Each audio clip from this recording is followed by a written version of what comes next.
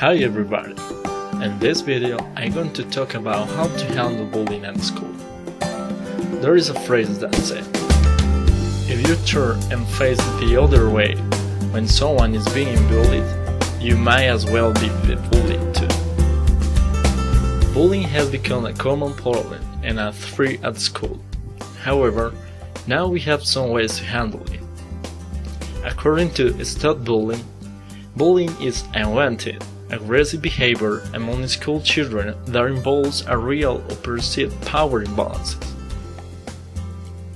Also, there are three types of bullying: verbal bullying, hurting someone by saying or by writing something; social bullying, hurting someone's reputation; and physical bullying, hurting a person's body or possession.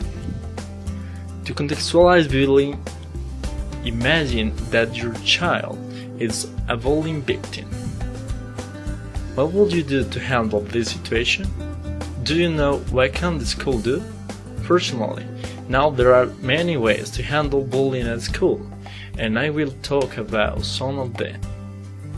First of all, we need to establish a committee who would have members from the staff, teachers, parents, and students.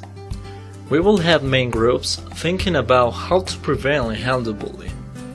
Besides this, we must create a campaign against bullying where we will talk about the problem, how to avoid it, and how to handle it. Children would be more conscious of the situation and its risks.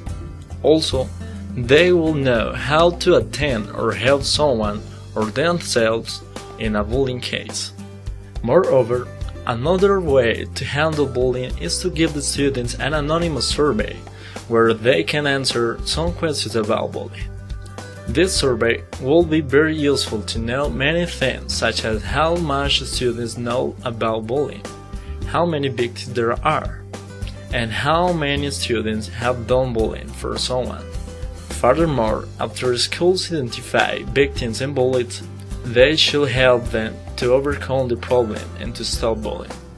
On the other hand, taking into account that bullying has taken place not only in classroom but also around the school, we must work in every place at school.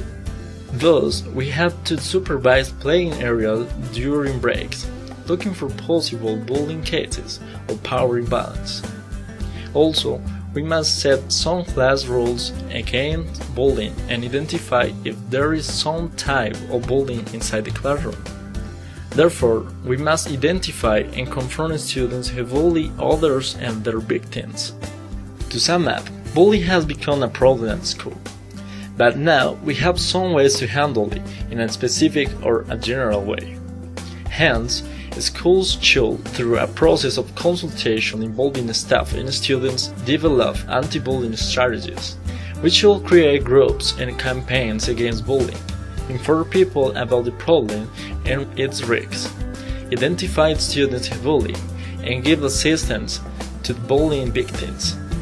We have to confront bullying at the beginning by preventing and creating new ways to handle it.